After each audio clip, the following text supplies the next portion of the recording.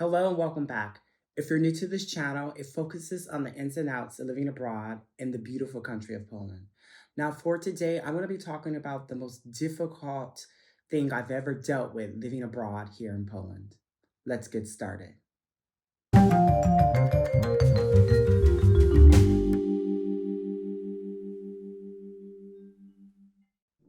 The topic that I'm speaking about today is dear to my heart, and it definitely has been the most difficult thing that I've dealt with living in Poland. Now, most of this video is not specific to the country of Poland. It's more in line with living abroad and particularly living in a different country from your family. So, as many of you know or may not know, my mom died of cancer nearly 2 years ago. It'll actually be 2 years this coming March. And during that time, I I was living here in Poland. And for me, it wasn't anything that I had knowledge about, and it wasn't anything that I had seen on YouTube or an experience that I could really draw from and kind of have help with. And so a lot of this issue, unfortunately, I had to navigate on my own.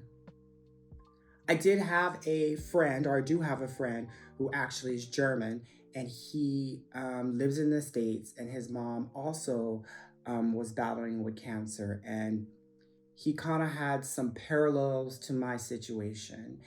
And I talked to him a lot during that time with decision making and deciding what I would do. And if, my mom having cancer and her having stage 4 cancer, if that meant that I was going to move back to the States. When you move abroad, and specifically when you decide to move abroad for an extended time, or you decide to stay away from your home country, you have to realize, especially for those of you who are mature like myself, that your parents are getting older and that anything can happen back in your home countries when it comes to your family. And I wasn't prepared for it. It was a shock for my whole family. But luckily, I had some foundation with my mom. I had some foundation with the move that allowed me to get through it. And I just want to give you kind of the advice that I've kind of acquired going through the experience and the advice I've gotten from my family and friends and my mom during that time. Just to let you know a little bit about my mom, Mrs. Patty, she was totally one of, if not the hugest factor that allowed me to make this move tangible. And if it wasn't for her emotional support and even her financial support, I'm not sure if I would be here in Poland. And I'm not sure if I would be in the position that I'm in right now in life. When I turned 30, my mother and I had a interesting relationship, and we had some turmoil and we had a lot of issues that we had to work through. And in working through those issues, we both came to the discovery that I needed to go out in the world and to kind of discover my place in this world and, and in myself. And so she definitely was a person that hadn't really had the opportunity to travel abroad. And when she discovered that I wanted to be a traveler and I wanted to have new experiences, then her and my relationship completely changed. Now, as you may or may not know, I've lived in Australia, and I've also had the opportunity to work in Spain for 5 consecutive summers. And my mom, when she was in good health, she visited me in Australia. She flew all the way to Australia all by herself, and we had an amazing time. And she also helped me move to Poland. And in that process, she came to Spain right before I moved to Poland to kind of help me with that process. In addition to that, we had the opportunity to travel together to the UK and also to Ireland. It definitely was or is my mom's spirit for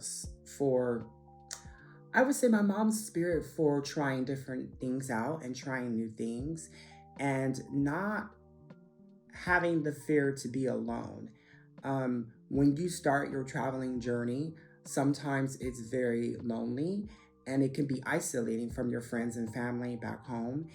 And she definitely was that person kind of cheerleading on the sideline and with me and saying, hey, like, if you're not feeling comfortable in the situation that you're in the States, then it's important for you to explore. And why not explore the world and find a place in the world that you feel comfortable and in a place where you can thrive?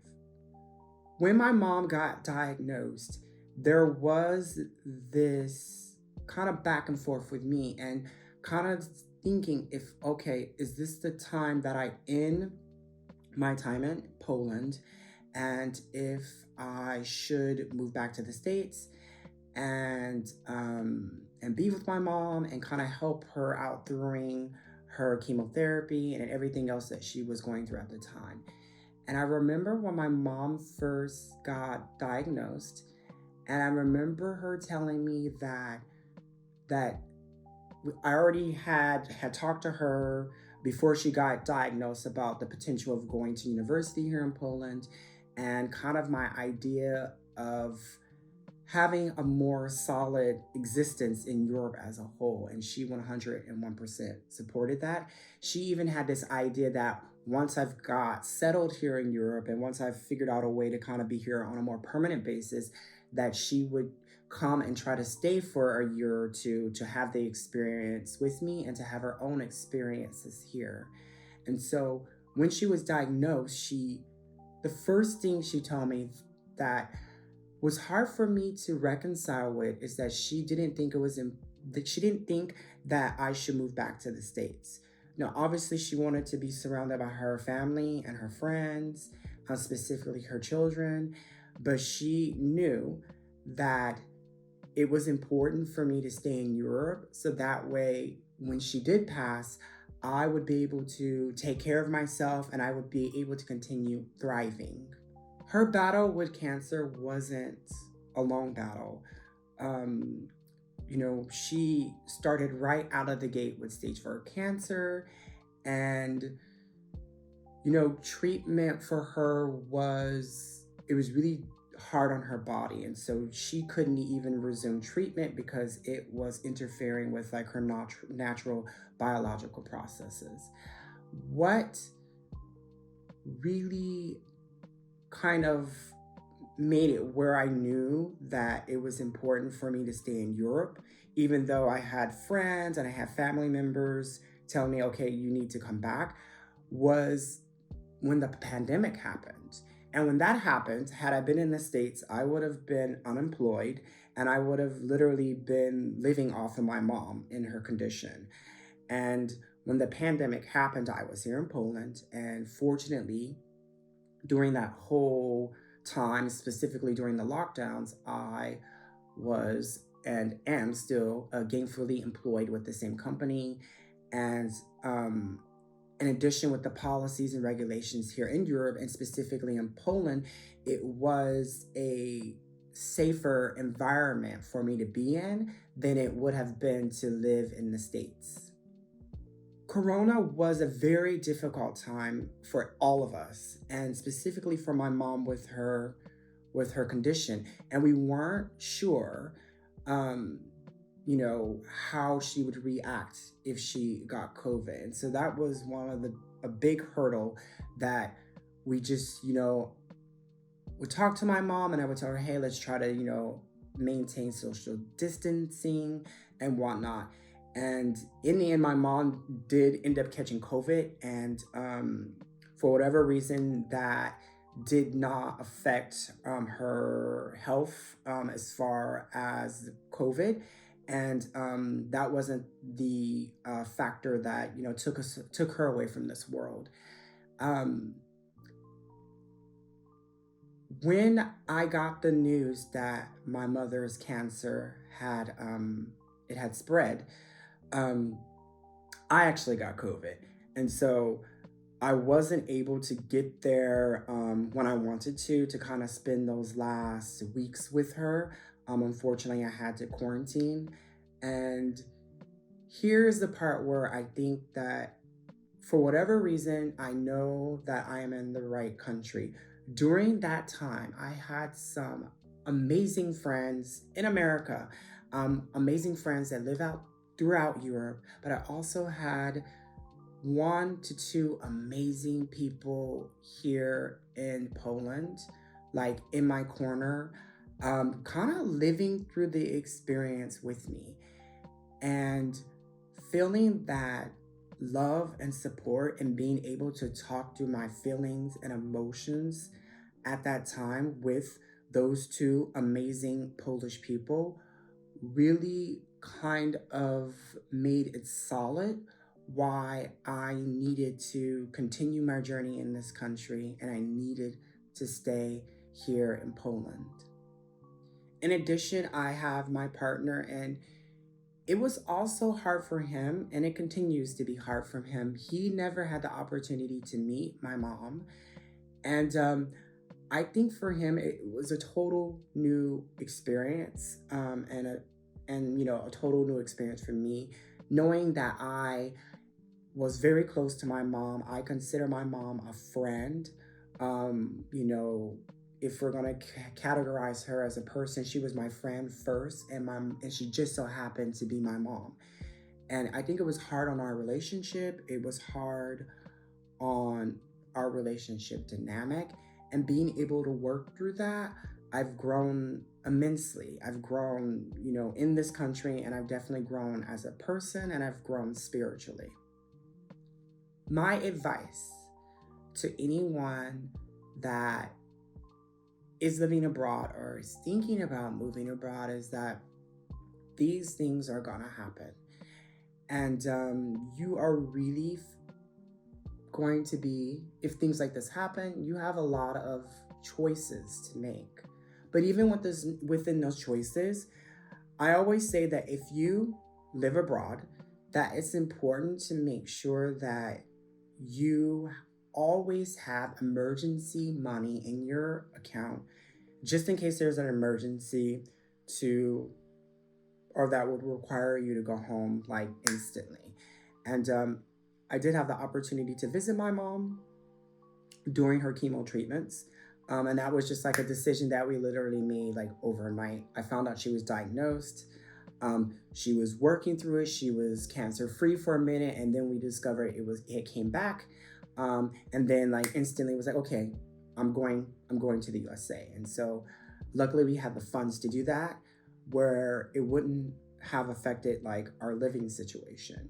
Number two, when someone is ill, whether if you're near or far, the world doesn't stop for you.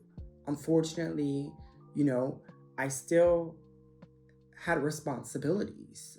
I still had things that I had to negotiate, I had to work through. But I could say that even with that, if you have a good rapport with the people that you work with, and you have a good rapport with your superiors, whether that be managers or in my case, the owners of the school that I work at, I was open and honest with them, and therefore they were able to give me grace and they were able to support me the best way that they knew how, and specifically by giving me space, but also allowing me to take time away from work and to, after my mom passed and then I came back, I was able to jump back into work and I was gainfully employed. So that is important that when you live abroad, especially for a long time, that you have a good rapport with the institution or with the people that you work with. Number three, I definitely feel that it's also important to have some type of network in the country that you live in. Like I said, I had two amazing Polish people that I could talk to. I had some coworkers at work that I could talk to on a deep level. I was able to talk to my partner about some aspects, but I also was able to talk with the issue and got support, and I still get support from the people that I work with that are Polish in this different daycare centers that I go to. When I left, they were 101% supportive of me leaving. Um, they texted me while I was away in the States, and they followed up when I returned to Poland.